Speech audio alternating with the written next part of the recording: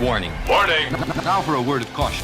It's time to step into the danger zone with your host, the danger himself, Chris Denker.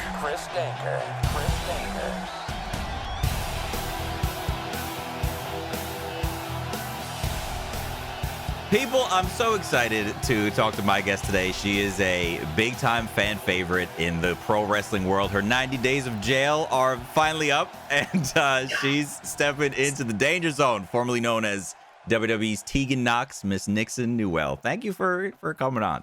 I sincerely appreciate it. No, Thanks for having me. I did nothing but good things after Kolsky, you know? About me? Yeah. No, that can't be true. She is nice sometimes, wait, you know? Wait, who said that about me? Good old Dakota, you know? Nice old Dakotsky. See, I don't want to call you a liar right off the bat, but I think you're lying. I'm a truther. I think you're lying about that. Her saying good words about me just doesn't sound like something that would happen. But she has a nice streak somewhere. You just gotta find it. I'm kidding, by the way. Anybody that tries to take that seriously. First of all, I appreciate you coming on. Like I said, I also appreciate getting like the first dibs here, because when somebody gets either like released or let go or they quit or whatever, like their life just turns into craziness, right?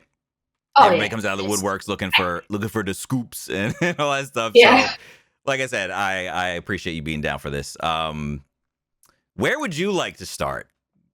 I should say wherever you'd like. I'm an open book. Okay. You've spent the last 90 days not being able to book appearances, podcasts, basically anything wrestling related. I'd love to circle back later on why that's the dumbest shit on the planet.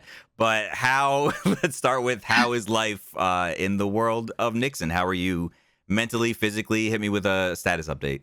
So mentally, I'm probably the happiest I've been in 5 years. That's amazing.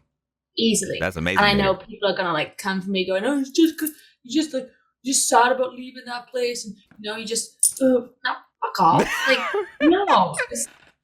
Like, I have so many nice things to say about that place, but for every nice thing, I have like a lot of bad things to say. Sure. Like, my head a lot in that situation, especially when I moved up, was fucked. Like, it was bad. You know, like I'd cry in my hotel room. Like, my head was just messed up. But somehow, and I don't still fully understand why, but when I got that call, it felt like there was a weight off my shoulders. I expected it to happen. Sure. I don't know why. I just had a feeling this is going to happen. As soon as Shotzi and I split up, I thought, I'm on the outs here. I'm on the outs. No, that's no doubt about it. So when I got the call, like I said, I was weight off my shoulders, and I've literally been the happiest, albeit more stressed with like different visa situations that are going on. Sure. But I've been very happy and very mental healing in the last 90 days, I guess. It's been great. It's been amazing. I mean, that's amazing to hear. That's up, like, we touch on mental health quite a lot on this podcast. Pretty much every person that comes on, we, you know, in some way, shape, or form talk about their experiences or whatever.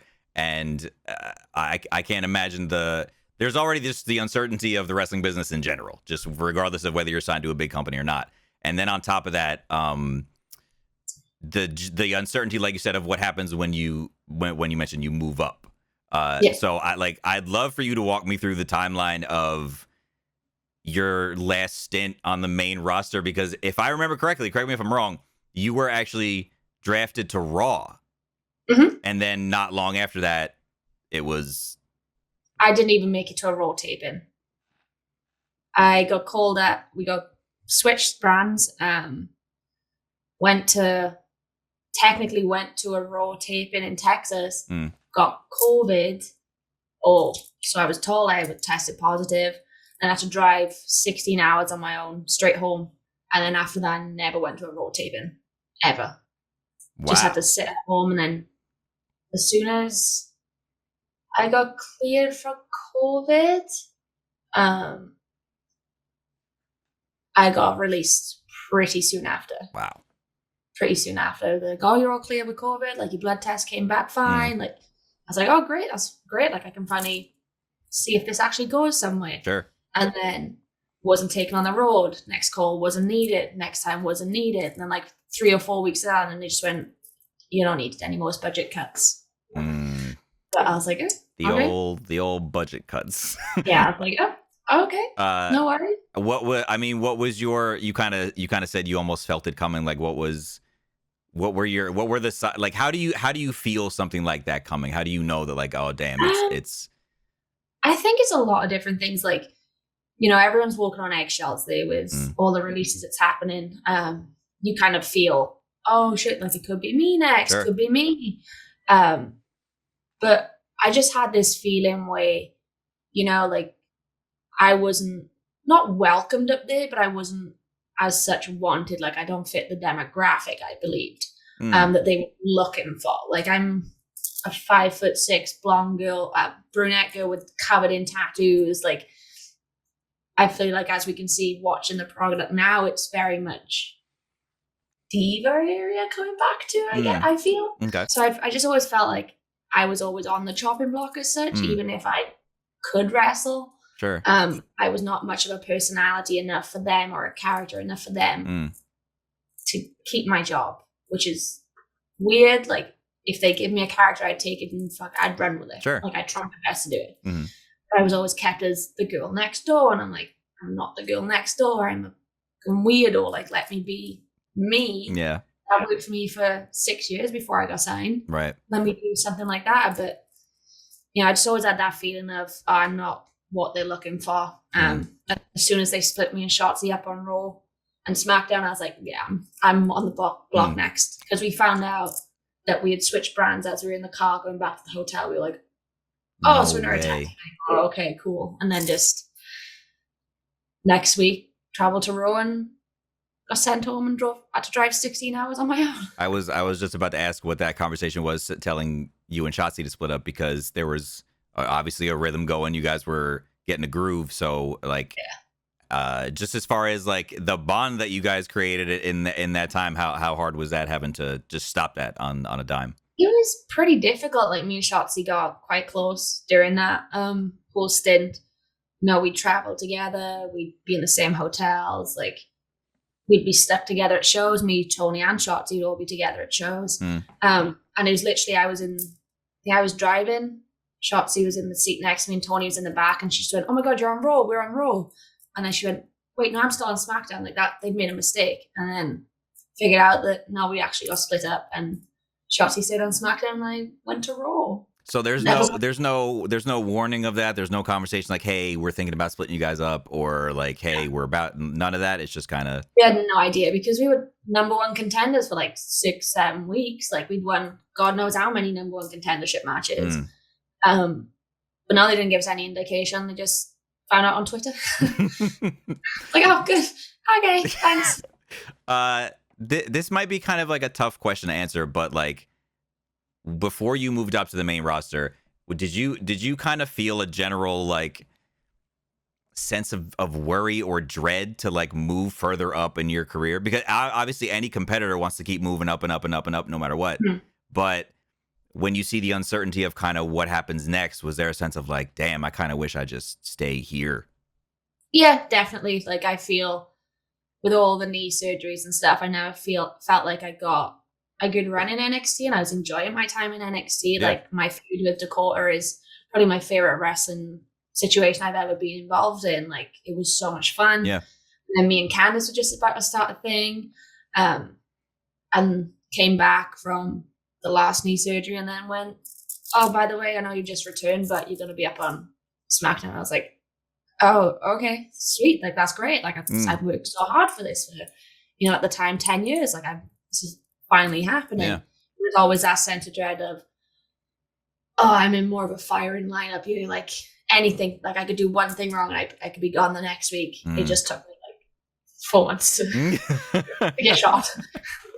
Is that really like how you would kind of define the general vibe there? It's kind of like, man, if you do one wrong thing, you're kind of unless you're the tippity top, like kind of you gotta really toe the line. I think so. I think it's very much like I just said, that everyone's walking on eggshells.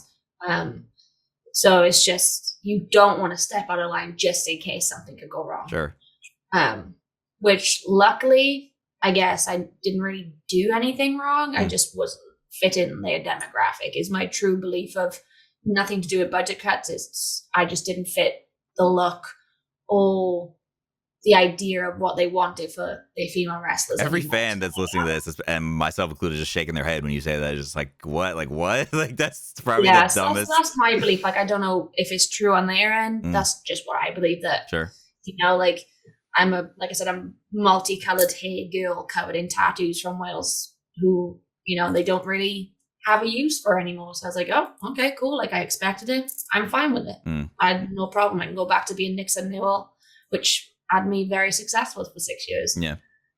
So I was kind of happy that, in a sense, Tegan Knox died that day. I was like, okay, cool. I can be me, do what I want to do, instead of just being like, oh, I'm this sympathetic girl that's had surgeries. Oh, me. Like, no, let me just go be me and be like the badass that I was for 6 years. Yeah, that's. I feel everybody says it's like the best wrestling character or whatever you want to say is usually just a version of yourself turned all the way up. So now you're put in a situation that's out of your control because you can't work for 3 months. No. Which, like, and I said earlier I was going to say something about this. If you go to a company, no matter what company you work for, doesn't matter, and you say, look, I want to get out of this contract situation, I'm not happy, whatever. If they were to say, okay, we don't want you showing up on Dynamite tomorrow, we got to take some time.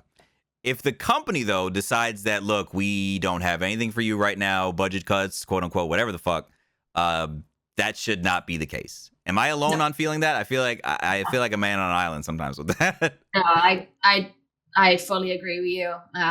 If it's their choice to let someone go, then let someone go, let them do whatever they want to do. Yeah. If they want to quit, then yeah, fair enough, take some time. But I guess in this sense, being a foreigner, the 90 days worked out better for me because I have more time to get myself sorted with visas and stuff than just you have 60 days to get out of the country. You know, it's very stressful. Yeah.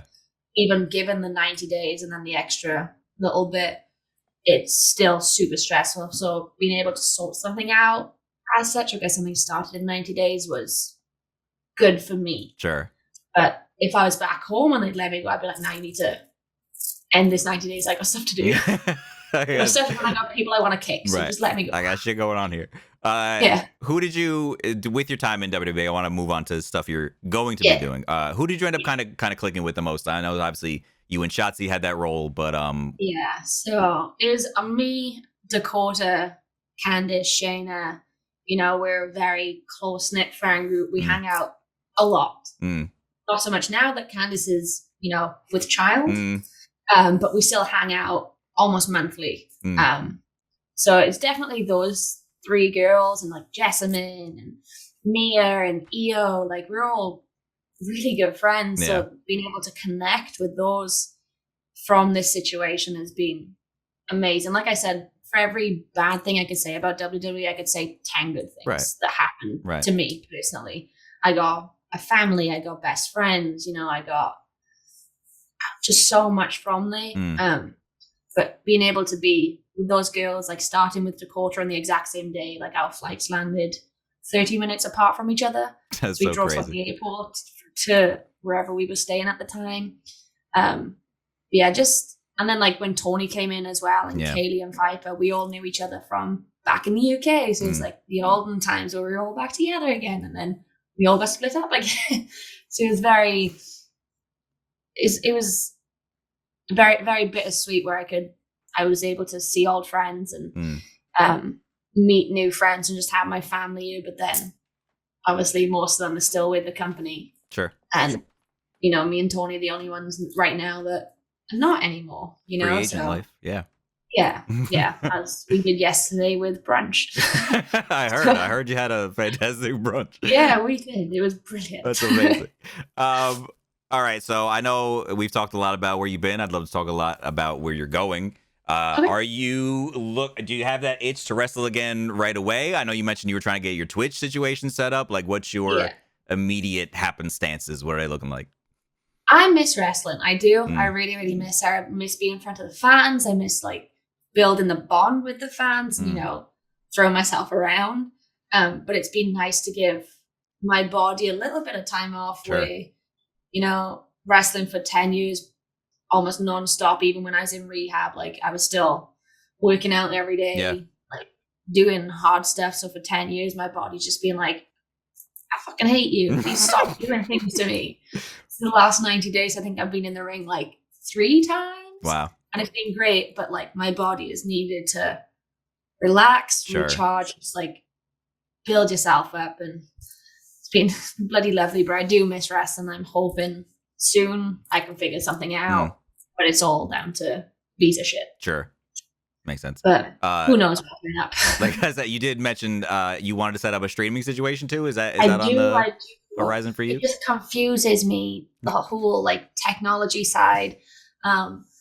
It's just, but I do want to stream because I love my video games. Yeah. Like, what are you playing right now? Like, what are you mostly rocking with? I'm a COD girl. Like, I love Call of Duty. I'm obsessed with it. Warzone, not so much. I mean, I don't like people enough to communicate. Sure. On Warzone, I like to do my own thing. Right. I was rocking with Warzone for a little bit. Then it just got a little too crazy for me. People take it too seriously. Just let me have fun. It's a competitive world out there.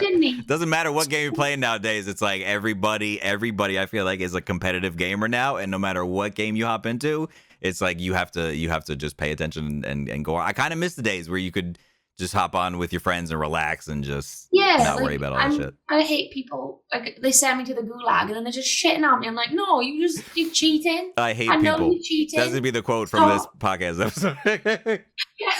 Nixon announces she hates people. Exclusive. Everyone knows that. People weird me out. So. The one question I'm gonna get out of the way now because I don't want to get people. Why did you ask her about this company and this company? If you were like today, you're ready to get back in the ring right now, Visa stuff set up. Who would you kind of prefer to step in the ring with? Is it are you watching AEW? Or are you interested in Impact, DPW, for example, on there too? Whatever. I mean, whoever books me, to be fair. But no, like there's so many people from so many different companies that I want to work with. Sure. Like I'd like to work with Ruby Soho again. Like we've done some stuff on the Indies and Chikara, which was so much fun. She's one of my favorite people to be in the ring with. Like I'd love to work with her. I want to actually have time with Deanna to go longer than 3 minutes, including entrances. Like I'd like to do stuff with her, Chelsea Green, Mickey James, like all these, Serena Deeb. Like let me wrestle Serena, my God, and Taylor Wilde. Like I have such a huge list of people I want to work with from not just Impact or AEW, but just worldwide. Sure. So I'm happy to be a free agent for a little while, but still get my toes wet until I eventually find somewhere that I feel is home. Sure. Right. Who knows when that will be? Who knows? And look, who knows who it will be? And look, I'm gonna throw this out there because this is just my day job, right? Because at nighttime, I do other things, activities. So hypothetically, if you needed somebody to like, just off the top of my head, like manage your affairs and whatnot, just to take the burden off your shoulders, you know what I mean? Because you got so much going on. It's probably a heavy weight. Like I do really try to be. So if you want to have that conversation, we can have a conversation. Anyway, let me stop being a dumbass. Back to that Twitter list. Back to that list you were talking about. You did make a list. I feel like I saw you posted something on Twitter of like some of your hopeful opponents. Who else is? You named a couple. Who else is on that kind of gets your blood pumping? Allison Kay. I want to wrestle her so bad. I want to go back to Chris Brooks. I feel like I haven't slapped him in the head enough. Okay. Because that was always fun to do. Right. There's a couple of my friends from back home that I want to wrestle. Go back to Alex Windsor. She's killing the game right now after coming back from, a knee injury and her life. Like she's just been an inspiration. So I want to go with her again. She's actually top of my list. I want to go back, wrestle her. And now that we've both evolved as wrestlers and people, it'd be nice to do that. I want to go to Stardom and do a Zumi and Momo. Like so many people over there. Give me Toni Storm now that she's free. Yeah. Like, there's so many people on that list. And I know I made spelling mistakes. I know I'm not a smart person. I'm not good at spelling. Leave me alone, people on Twitter that just kicked up. Like people kicked off. No way. was like, people can't spell my name correctly, so fucking hell, like, leave me alone. The thought is there. I could literally see like the passion, like the aura around you when you talk about all these women that you want to wrestle and everything, and how much you genuinely love what you do. And the landscape of women's wrestling right now, I think, is pretty fucking great, because no matter which company you look at, there's some insanely talented wrestlers there, and especially ones that are just kind of waiting for that spotlight. How important is it for you when you do decide wherever you're going to go or whatever you're going to do to be able to showcase your full self? How important is that for you? It's super important.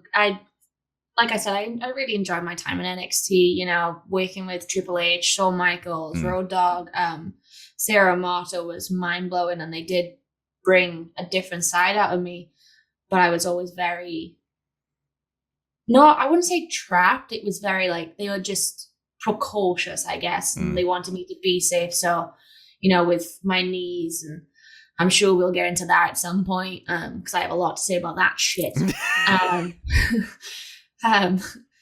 You know, they were just precautious, so they had me being like this little girl next door, and, you know, be this person that we don't want you to get hurt again because we really like you and we respect you, which was so heartwarming to have. Sure. But being able to like be me again and, you know, do my freaking hardcore matches that I used to like doing the crazy shit, not so much high flying anymore, because that's not me anymore. I'm still a risk taker, but I don't dive, and it's not because of my knees. It's just I found ways to be exciting without having to dive in my repertoire.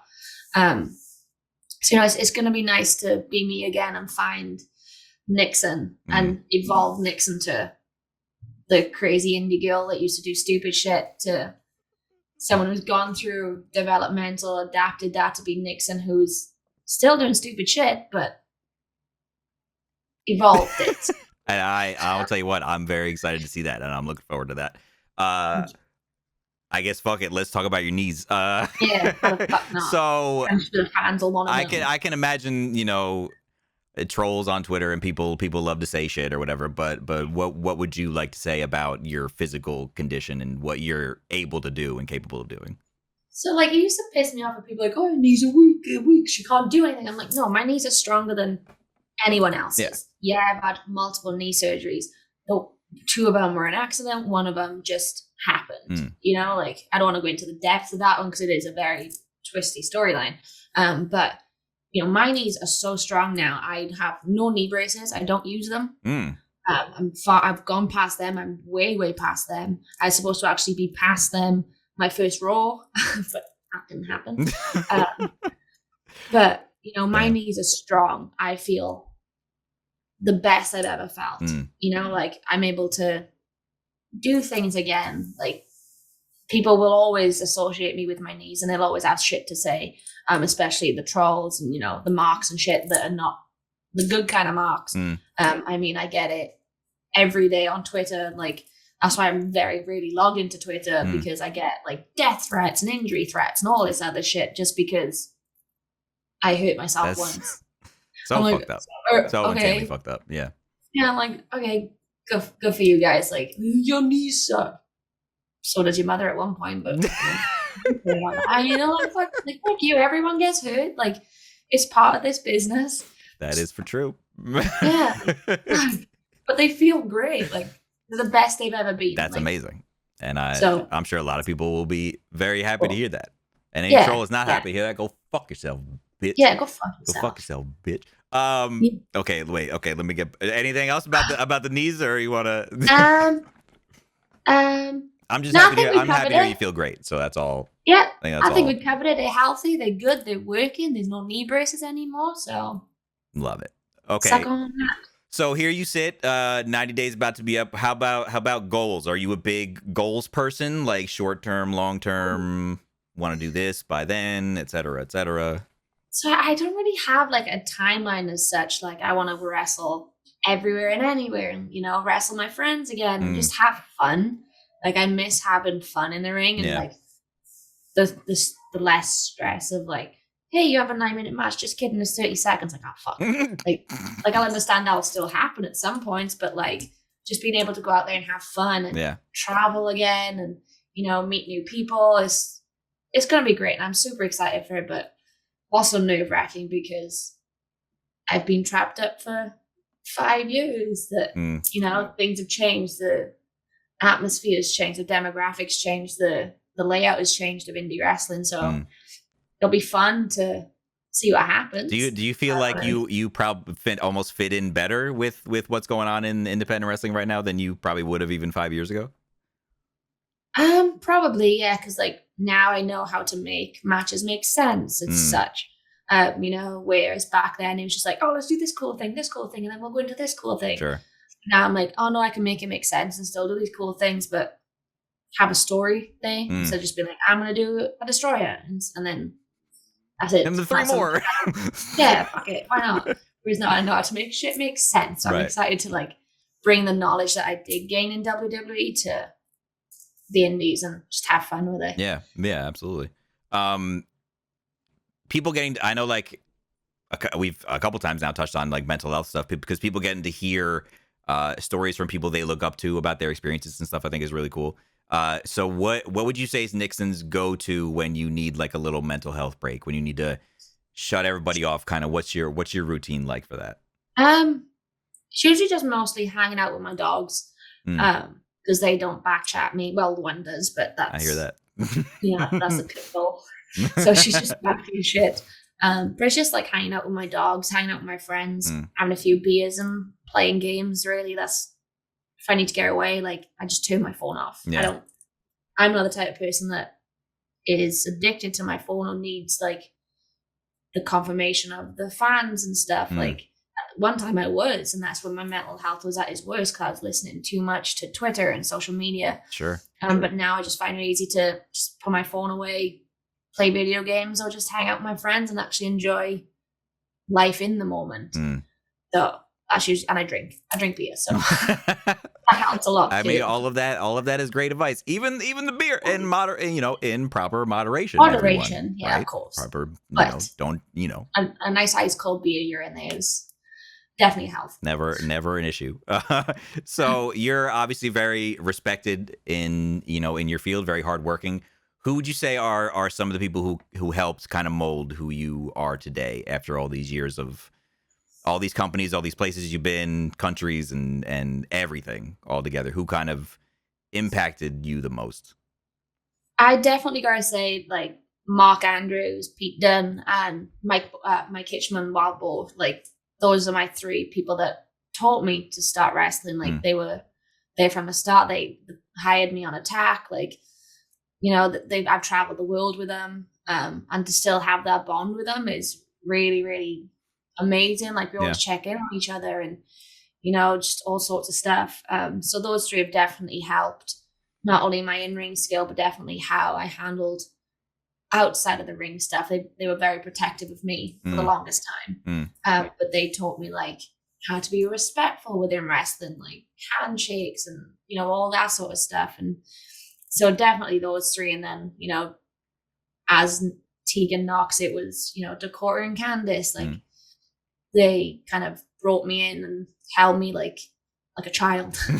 Like, not like, oh, she can't do anything. It's very much like, we can help you learn this different stuff. And I was like, oh, sweet. So like those couple of people have definitely helped mold me as a wrestler and a businesswoman as such. Yeah. So I don't think I would be anywhere without those 5 people. There's a lot more as well. Like a lot of the Attack boys, being the only woman at Attack was amazing because I got to wrestle Pete, I got to wrestle Chris, I got to wrestle Mark. Yeah. Like, I got to do all these cool things with these people. So Chris definitely helped a lot as well. Like, being a tag team and then having a rivalry, we bonded a lot, and he definitely taught me a lot of things. So yeah, those 6 people were and still will be my comfort blanket. And if I ever need advice, I'm like, hey, can you help me? So before I get ready to let you go fairly soon, is there anything that you've like to say to either your supporters or your doubters that you've kind of been holding in these last 3 months? Because I can only imagine the amount of times you've probably had to sit there and be like, oh, I wish I could. I can imagine it gets a little frustrating. So is there anything you kind of just want to get off your chest or let those people know? To my supporters, like, I want to thank them so much. Like, they've been so helpful, not only the 5 years I was with the company, but, you know, the 5 beforehand, the 6 beforehand, however many it was. You know, they've always been there for me. They've supported me in everything that I've ever done. So I can't thank them enough. And I wish I could thank them enough. You know, like, all the messages I got, all the texts I got from when I was released just shows, like, how much people do support me. And, you know, that definitely helped with my head as well, like my mental health. Because I was always going straight to the negative of, oh, these doubters, they're happy I'm gone, they're this, they're that, they're saying all this shit to me. But the amount of positives that outweighed the negative messages, and that's all that thanks to friends, family, supporters, everything. So them, like, I truly, truly love. Like, people say all the time, like, I love my fans. Like, no, I truly love my fans. I'm so grateful for them and every support that they've ever given me. Like, I appreciate it so much. And the doubters can just go fuck themselves. I'm very excited to prove them wrong. You know, they can keep saying shit about the knees. They can keep saying shit, like, whatever they want. You know, like, fuck them. Like, I'm going to do what I want to do, and I'm going to be happy. And I'm going to enjoy myself. So keep doubting me, and I'm going to keep proving you wrong. So eat that. Fucking go. I personally can't wait to accomplish all that and see you accomplish it. I can't wait to accomplish all that. I can't wait to see you accomplish all that and just see all the awesome shit you're gonna do. You're absolutely I know I'm just some random schmuck saying this, but you'd absolutely be an asset to any company's women's division. Whether they feel like they have to go after a certain look or not, I think is ridiculous because, like I said, I feel like you'd be an asset anywhere. Thank you. And I wish you nothing but the absolute best. And I truly hope this is not the last time that we get to chat. So I'm sure it won't be. I'm going to need help with Twitch. Oh, absolutely. I'm with friends now, so we can talk whenever I love we it. want. I love to see it. That sounds absolutely great. So where can people find you on social media? I know you're not on there probably too much, but what's your Instagram if you want to share, or how can people stay up with what you're going to be doing these next few months? Let me say that. So my Instagram is Nixon Newell. I'm working on getting that back on Twitter. But for right now on Twitter, I am at Tegan NOX WWE_. Hopefully soon be all back to normal. That'd be great. Twitch coming soon. YouTube coming soon. But yeah, that's where you can find me, and that's where I'll be sometimes. I'll probably be on more Twitch and shit than any other form of social media because I get to play games and chat with fans and stuff. So once you get that up and running, oh my god, you're gonna have so much fun with that. You're gonna be instantly successful. I promise you. I think people are gonna love seeing figure out all the other random shit to go with it, like it's really, honestly, it's not as hard as you probably think. It looks like there's all these moving parts, and there are some moving parts to it, but once you have like the back end set up, you're fine, and everything is just okay. It's more so like the admins and shit that confuse me, and I'm like, oh god. That's it. As long as you got a couple friends who are like can be in the chat and time people out if they're like, is this the girl with the knees or something, like some shit like that? Yes, it is, dickhead, but watch me own this game of cards. There you go. So I'm looking forward to seeing that, and I'm sure many people are as well. Thank you guys for listening. Thank you again to Nixon for stepping into the danger zone, and we'll catch you guys next time. Wrong camera.